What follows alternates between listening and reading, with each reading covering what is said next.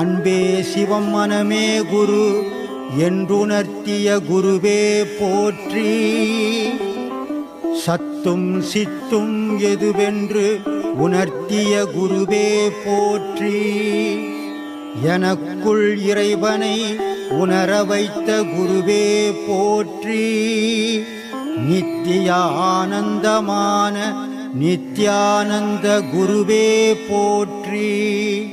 குரு பிரம்மஸ்ரீ நித்யானந்தரே போற்றி போற்றி.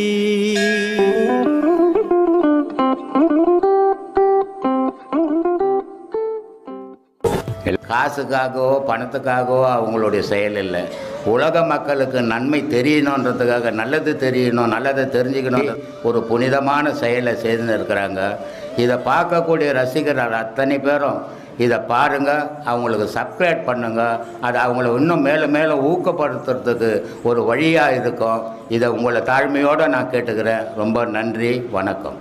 நான் பல பேர்கிட்ட கேட்பேன், இந்த இறைவன் படைப்பு தொழிலை எதற்காக மேற்கொண்டான்? 84,000 கோடி ஜீவராசிகளை இந்த பூமியில இறக்கி அவங்க பாவத்துக்கு ஏற்ற மாதிரி கர்மத்தை கொடுத்து திரும்ப ஒவ்வொருத்தரும் இந்த பிறவி எடுக்கிறதுக்கு வழிவகை செஞ்சு அவன் தலையீடு இல்லாம இருந்து நம்மளை பூரா தலகால் புரிய முடியாம நடத்துறானே, இந்த நடனம் எதற்காக என்பதை எனக்கு ஐயா தெளிவுபடுத்த வேண்டும் என கேட்டுக்கொள்கிறேன். இறைவன் இந்த உலகத்தில் நடனம், இறைவனுடைய நடனம் நின்னால் உலகத்தினுடைய அசைவு நின்றுடும், உலகமே அசையாது. இதில் 4 பேர் முக்கிய தொழில் செய்கிறாங்க. சிவம் நடனமாடுது, அது என்னவா இருந்து நடனமாடுது. இதெல்லாம் நீங்கள் போய் எங்கேயும் வெளியே பேசக்கூடாது, ஏன்னா வெளியாளுங்க இல்லாததால் தான் இதெல்லாம் சொல்கிறேன். அதனால் வெளியே எங்கேயும் பேசாதீங்க. நம்ம ஆன்மீகத்தை சார்ந்தவங்களுக்கு சொல்லுங்க, மற்றவங்க சொல்லாதீங்க. சிவம் நடனமாக இருக்குது. இப்போ ஒரு மலையை உடைக்கணும். அந்த மலையை உடைக்கணும்னா நெருப்பை வச்சா உடையலாம், இல்லை வேறு ஏதாவது வச்சா உடையலாம். ஆனால் எது வச்சாலும் உடையலை, வெடி வச்சா மட்டும்தான் உடையுது. அப்போ இந்த வெடின்றதுக்கு அடையாளமே கிடையாது, ஆனால் வெடி இருக்குது. இந்த வெடிக்கு பேர் என்ன அப்படின்னா, இதுக்கு 16 கலை இருக்குது. அதுக்கு அந்த 16 கலை நடனம். அந்த 16 கலை நடனத்தில் உலகம் ஃபுல்லாக இயங்கிறதுக்கு ஒரு நடனம் தேவைப்படுது. அதான் தில்லை நடனம்.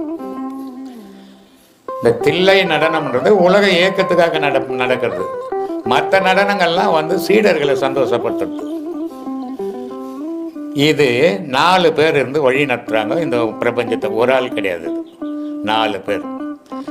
இது கூட இந்த நாதத்தை கூட அம்பாள் இருக்கிறார். அம்பாள் என்ன பண்றான்னா அரவணைக்கிறா, எல்லாரையும் அரவணைக்கிறான். நல்லவன் கெட்டவன் அதெல்லாம் இல்லை அந்த தாய்க்கு. ஏன்னா அது அந்த இடத்துல தாயா இருக்குது. தாயா இருக்கிறதால அதுக்கு நல்லது கெட்டது கூணு குருடு அதெல்லாம் இல்லாம ஆக்கி வச்சுக்குது. அது துர்கைன்னு ஒன்று இருக்குது. அது என்ன பண்ணுது, ஒரு நாளைக்கு 1 கோடி படைக்குது. 1 கோடி அதுவே சாப்பிட்றது. துர்கையினுடைய நிலை 1 கோடி அதுவே படைக்குது, ஆனால் அதுவே சாப்பிட்டுருது. இது எப்படின்னா, பாம்பு முட்டை வச்சுருக்கோம், அழங்காத்து இருக்கும். பாம்பு பொறிச்சி அந்த குட்டி ஓடும் போது அதே பாம்பு தட்டு சாப்பிடுவோம். அந்த பாம்பு குட்டியை அந்த அழுத்தில் இருந்த பாம்பு எடுத்து சாப்பிட்டுடும். அந்த மாதிரி இந்த துர்கை தாய் என்ன பண்ணுறான்னா, அவளே படைக்கிறா உலகத்தை, அவளே அழிக்கிறா. இதை ரொம்ப அழகாக பட்டினத்தார் ஒரு இடத்துல சொல்லுவார். இது சிவந்த மண்ணில் கூட அந்த பாட்டு வந்தது.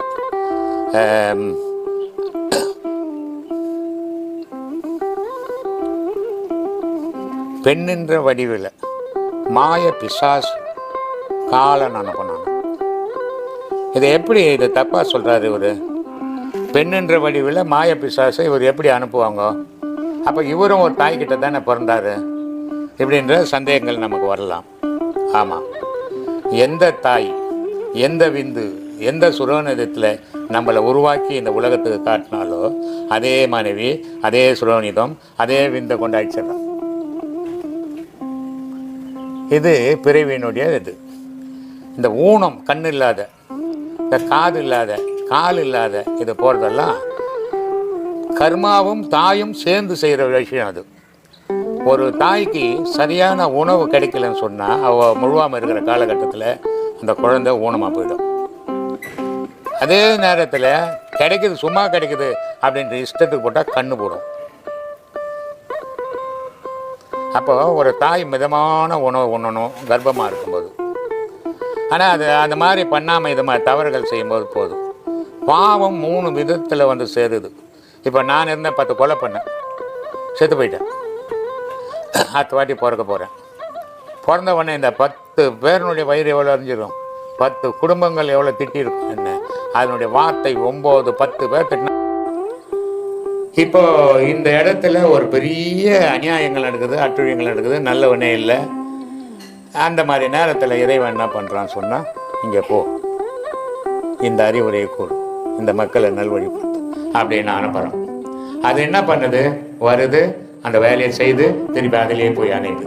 இதுதான் சிவம். இப்போ விஷ்ணு கூட சிவத்திலேருந்து தோன்றி வர்றது தான். அது வந்து அதனுடைய காரியத்தை செய்து அதில் போய் சேரும். ஏன்னா உயிர் எல்லா உலகமும் இது இந்த நாதத்துக்குள்ளே அடக்கம்.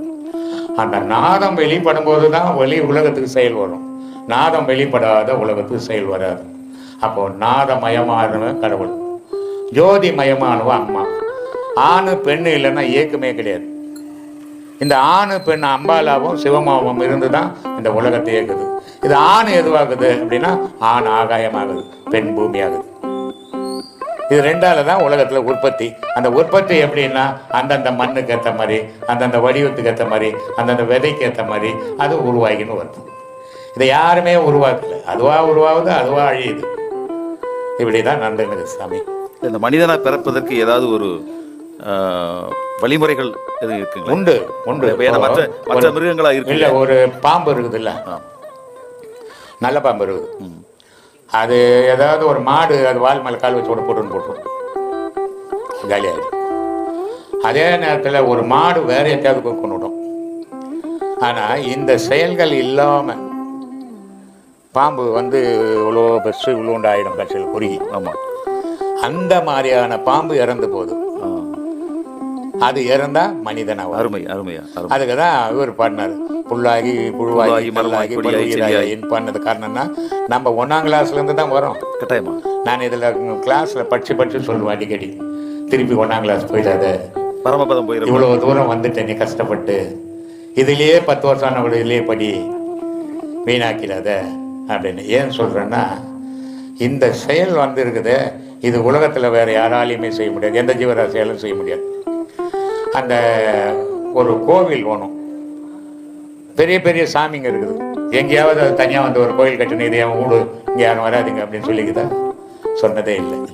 ஆனால் இது சொல்லலை, ஏன் சொல்லலைன்னு புரிஞ்சிக்கவே இல்லை மனுஷன்.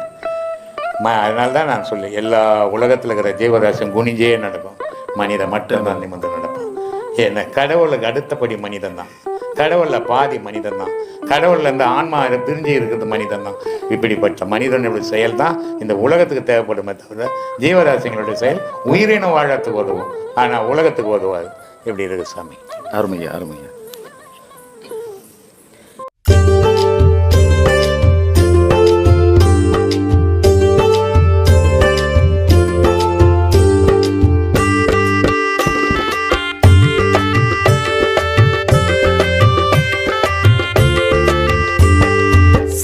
நம்ம நித்யானந்த சாமி சரணம் பாடு, சங்கடங்கள் தீர நம்ம சாமியத்தான் நாடு.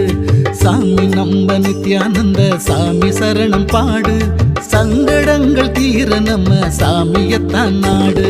சண்முகனின் சந்நிதியே அவர் வசிக்கும் வீடு, சண்முகனின் சந்நிதியே அவர் வசிக்கும் வீடு. புன்னகைத்து அரவணைப்பார் சாமி பதம் நாடு.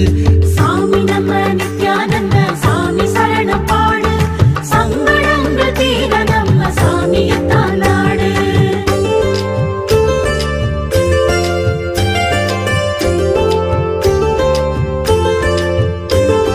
புனித ஸ்தலம் 1000 பூமியிலே உண்டு, போலி வாக்க வந்து விட்டா எல்லா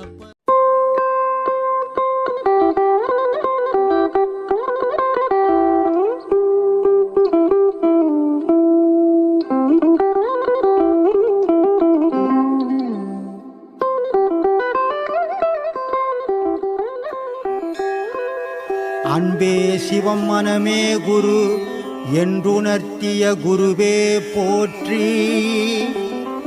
சத்தும் சித்தும் எதுவென்று உணர்த்திய குருவே போற்றி. எனக்குள் இறைவனை உணர வைத்த குருவே போற்றி. நித்திய ஆனந்தமான நித்யானந்த குருவே போற்றி. குரு பிரம்மஸ்ரீ நித்யானந்தரே போற்றி போற்றி.